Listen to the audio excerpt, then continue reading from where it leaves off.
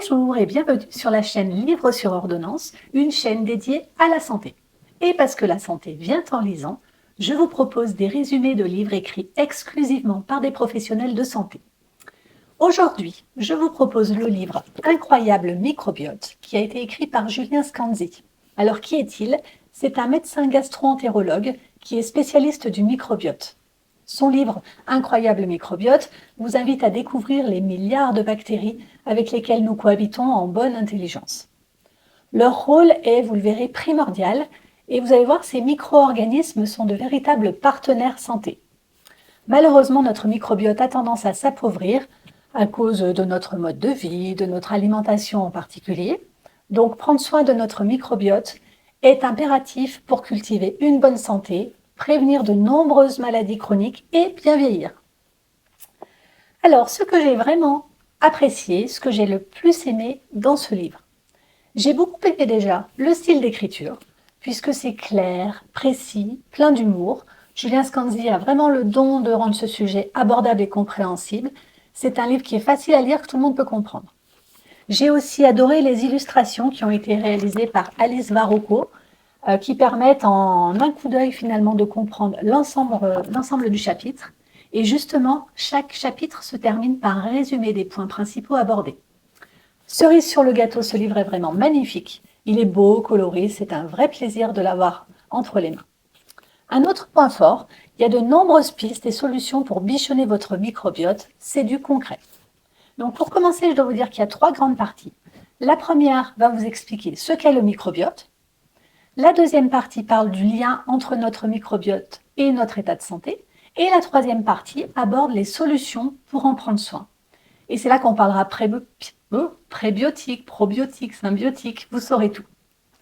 On démarre donc avec la première partie qui s'appelle « À la découverte de notre microbiote ».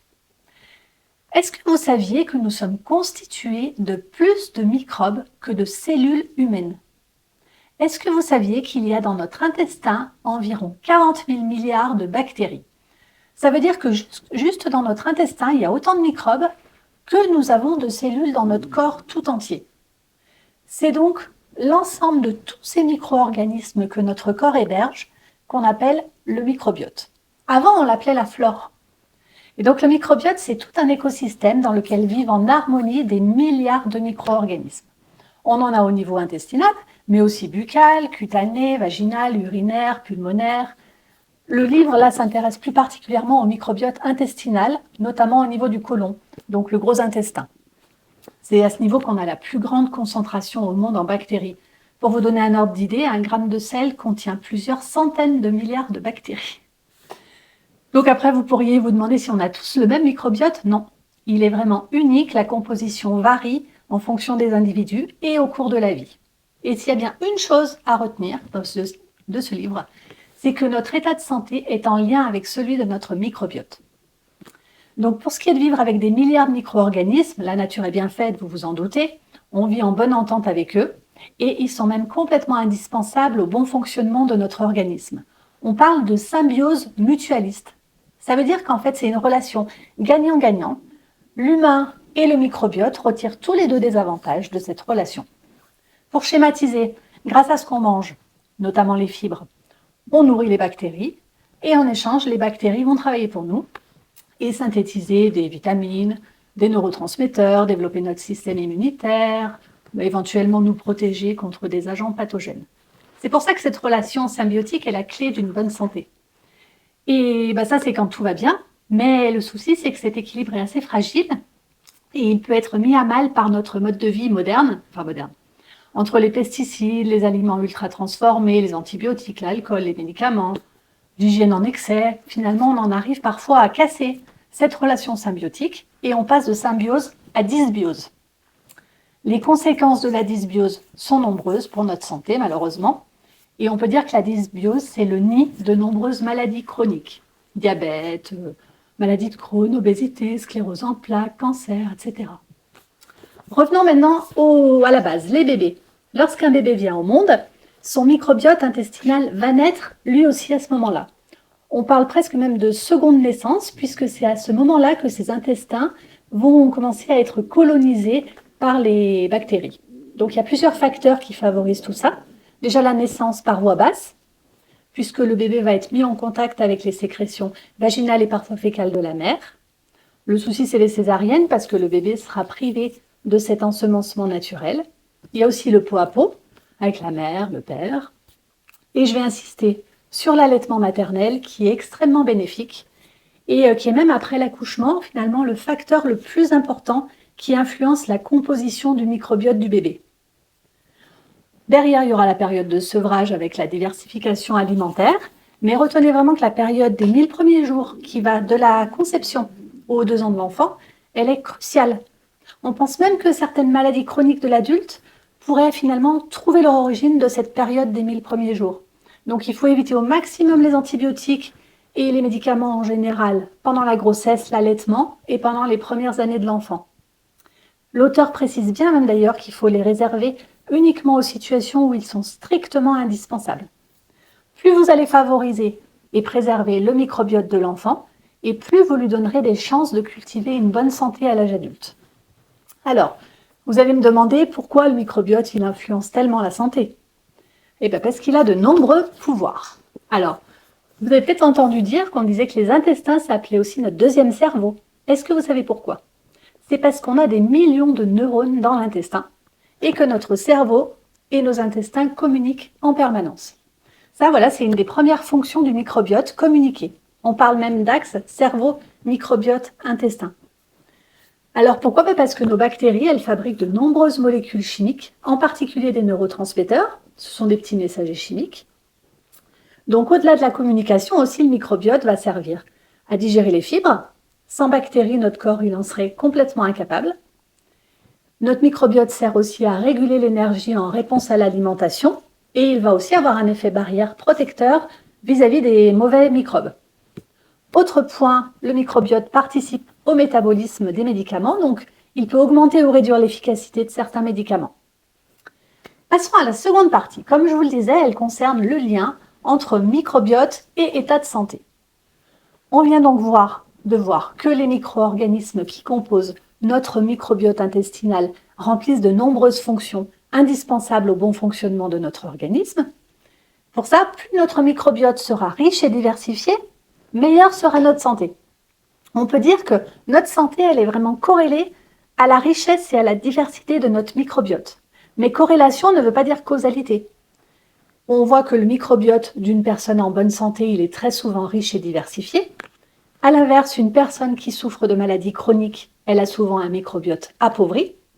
Donc en fait, on peut se demander, vous savez l'histoire de l'œuf ou de la poule, est-ce que c'est la maladie qui est secondaire à une altération du microbiote? Ou est-ce que finalement c'est la maladie qui va entraîner des modifications du microbiote? Dans quel ordre ça se passe, quoi? Alors c'est pas encore démontré, même si l'hypothèse la plus plausible, c'est que le microbiote, en se dégradant, va entraîner des maladies. En revanche, ce qui est absolument sûr, c'est qu'il y a un lien entre dysbiose intestinale et maladie chronique. Et le souci, c'est comme je vous le disais, que notre microbiote, il a tendance à s'appauvrir avec notre mode de vie. Industrialisation, développement de l'hygiène, les césariennes, l'utilisation excessive d'antibiotiques, l'environnement qui est trop aseptisé. Alors bien sûr qu'il y a des avantages certains à ça, les infections ont diminué, l'espérance de vie a augmenté, ça c'est top, mais les maladies chroniques ont complètement explosé. D'où l'intérêt de chouchouter notre microbiote pour éviter la dysbiose. Alors justement, c'est quoi un bon microbiote? Il n'y a pas de modèle idéal de microbiote normal. Les seules choses qui comptent sont sa richesse, sa diversité et le fait qu'il soit fonctionnel et adapté à son hôte. Et à l'inverse, on va parler de dysbiose quand le microbiote n'est plus adapté à son hôte. Les causes, infection intestinale ou prise d'antibiotiques par exemple, ou bien une modification du régime alimentaire, la malbouffe, mais aussi le vieillissement. Alors, le microbiote peut se dégrader, mais heureusement, il a une certaine capacité de résilience et il va se régénérer. Et peu à peu, il va revenir à son état normal. Ça peut prendre de quelques semaines à plusieurs mois, mais le problème, c'est que ce retour à l'état normal, il n'est pas systématique et il peut être incomplet, ce qui sera propice au développement de certaines maladies chroniques, vous voyez. Hippocrate disait déjà au 5e siècle avant Jésus-Christ que toute maladie commence dans l'intestin. Chapitre 5, il a été entièrement consacré aux antibiotiques qui sont les ennemis numéro 1 du microbiote intestinal. Alors évidemment qu'ils sont parfois utiles dans certains cas, mais finalement c'est l'utilisation massive et parfois peu justifiée qui en est faite qui a causé problème et qui pose des problèmes d'antibiorésistance, mais pas seulement. Puisque quand même dans 10 à 30% des cas, il y a des dommages collatéraux, notamment diarrhée, parce que l'antibiotique, il ne va pas attaquer de façon précise l'agent responsable de votre infection, il tape large et il touche toutes les bonnes bactéries aussi. Donc ça crée un déséquilibre microbien. Les antibiotiques peuvent aussi provoquer des mycoses, alors ce qui est plutôt désagréable. Et un autre point, je vous en parlais un petit peu tout à l'heure, une baisse d'efficacité de certains médicaments, en particulier de la chimiothérapie. Ça diminue donc finalement les chances de guérison ou de rémission d'un cancer. Et voilà, comment faire. Le microbiote intestinal joue vraiment un rôle majeur dans la réponse au traitement anticancéreux. Donc voilà pour la partie santé microbiote. Tournons-nous maintenant vers les solutions avec la troisième partie qui s'appelle Agir sur notre microbiote. Vous avez tous entendu parler de prébiotiques, probiotiques, symbiotiques. Est-ce que vous savez vraiment à quoi ça correspond réellement? Commençons par les prébiotiques. Alors les prébiotiques, c'est de la nourriture pour les micro-organismes de notre microbiote. En général, c'est des fibres alimentaires qui vont être digérées par nos bactéries. Et en leur donnant à manger, c'est comme ça que notre microbiote va s'enrichir. Les bénéfices pour votre santé sont dose dépendants, ça veut dire que plus vous mangez de fibres, plus les bénéfices pour votre santé seront importants. Et pour rappel, les fibres, c'est dans les légumes, les légumineuses, les graines, les oléagineux, les fruits. Au niveau recommandation, on est à 25 à 29 grammes de fibres par jour. Le français est en dessous de 20 grammes en moyenne par jour. Donc on a une bonne marge de progression. Après les prébiotiques, qui étaient donc la nourriture pour les bactéries, je passe aux probiotiques. Là, ce sont en fait des gentils microbes, c'est-à-dire de vrais organismes vivants qui vont avoir un effet bénéfique pour votre santé. On peut les acheter en gélules en pharmacie, mais il y en a aussi dans l'alimentation, dans les yaourts, dans le kéfir et dans tous les aliments lacto-fermentés.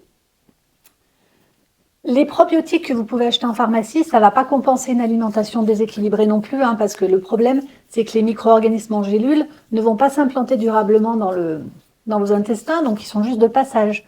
C'est intéressant toutefois si jamais vous prenez des antibiotiques ou en cas de mycose ou de dysbiose vaginale, contre l'eczéma, pour soulager des maux de ventre, des troubles du transit, etc., etc. Et après prébiotiques et probiotiques, symbiotique, c'est une combinaison des deux. Prébiotique plus probiotique égale symbiotique. Sinon, autre solution pour agir favorablement sur notre microbiote, c'est la transplantation de microbiote fécal. En fait, c'est carrément changer son microbiote intestinal en prenant celui d'un autre. En France, il n'y a pour l'instant qu'une seule indication reconnue, le traitement d'une forme récidivante de colite, et l'efficacité est assez incroyable puisqu'elle est supérieure à 90% quand même. Pour toutes les autres maladies dont je vous parlais, maladies chroniques et tout, il y a beaucoup de recherches en cours. Concrètement, comment ça se passe? Donc pour faire simple, soit on passe une préparation qui contient du microbiote fécal par le nez avec une sonde pour rejoindre le début de l'intestin, donc après l'estomac on est, soit on avale une gélule qui contient la préparation de microbiote fécal. Alors c'est un procédé qui peut vraiment rebuter, mais pour info, la gélule elle a vraiment une double membrane qui résiste au suc gastrique, donc ça ne va pas s'ouvrir. Autre solution, c'est de passer par en bas, donc par le rectum. Donc la transplantation de microbiote fécal est très efficace parce qu'elle permet le rétablissement d'un écosystème microbien riche et varié. Le souci, c'est de trouver des donneurs sains et être sûr que leur microbiote n'apportera pas de maladie plus tard. L'enjeu, j'ai envie de dire, finalement, c'est de faire preuve de bon sens et d'en prendre soin, c'est-à-dire de prendre les choses avant la maladie, quoi. Il vaut mieux prévenir que guérir. Donc pour ça, le régime méditerranéen est recommandé, est vraiment top, puisqu'il est riche en fibres et en bonne graisse. Alors ça consiste à manger en abondance légumes et fruits frais et de saison. Vous pouvez ajouter des légumineuses, des céréales complètes, des fruits à coque, plus de poissons, moins de viande, plutôt des viandes blanches, des œufs de façon modérée, de l'huile d'olive de bonne qualité et des aromates. Attention aux produits sucrés, limitez-les au maximum. Et conseil supplémentaire du livre, vous pouvez ajouter des graines de lin, peu de pain et surtout du pain complet ou aux céréales. Pour les petits creux, plutôt fruits secs, oléagineux, amandes, noisettes. N'oubliez pas les aliments lacto-fermentés, choucroute, kéfir, yaourt. Limitez les produits industriels, évitez les régimes restrictifs et surtout, bougez. L'activité physique est top pour le microbiote. Plus vous en pratiquerez une de façon soutenue et régulière, plus votre microbiote sera riche. Donc j'imagine maintenant que vous vous dites, et mon microbiote à moi, comment il est? Est-ce qu'il est riche et diversifié? Est-ce qu'il est trop pauvre? Vous pourriez faire un test par curiosité pour le faire analyser. C'est pas remboursé, c'est un peu cher et honnêtement, ça ne servira pas à grand-chose. À plus long terme, par contre, c'est très très prometteur ces tests parce qu'on peut facilement imaginer que ces analyses permettront de délivrer des conseils ultra personnalisés en termes de nutrition. Et ces tests pourraient également permettre de dépister des maladies ou déceler des prédispositions à développer une maladie. On parle de médecine prédictive si vous en avez entendu parler. Et peut-être que dans des années, finalement, analyser son microbiote, ça sera aussi évident que de faire une prise de sang aujourd'hui. Voilà pour les points essentiels du livre. Ce passionnant voyage au cœur de notre microbiote se termine. Vous pouvez poursuivre l'aventure en vous offrant le livre, qui est vraiment une référence dans le domaine, et en plus il est juste magnifique. Vous aurez donc compris, pour reprendre les points essentiels, que la relation symbiotique qu'on entretient avec notre microbiote est vraiment importante si vous voulez cultiver une bonne santé. Ça vous permettra d'éviter certaines maladies chroniques et de vieillir en bonne santé. L'idéal, je vous le rappelle, c'est de prévenir plutôt que guérir. N'hésitez pas donc à vous offrir ce livre car c'est une mine d'or d'informations. En plus, un résumé ne remplacera jamais un livre. Vous pouvez aussi suivre Julien Scanzi sur les réseaux sociaux, il est très actif, il propose plein de solutions, d'idées. Je vous mettrai les liens en bas de la vidéo pour le retrouver. Et si vous voulez lire le résumé sous forme écrite, là j'ai fait un article sur le site Livre sur ordonnance, je vous mettrai le lien en bas aussi. Sinon, je vous remercie vraiment pour votre écoute et votre fidélité. Je vous dis à très bientôt. Merci.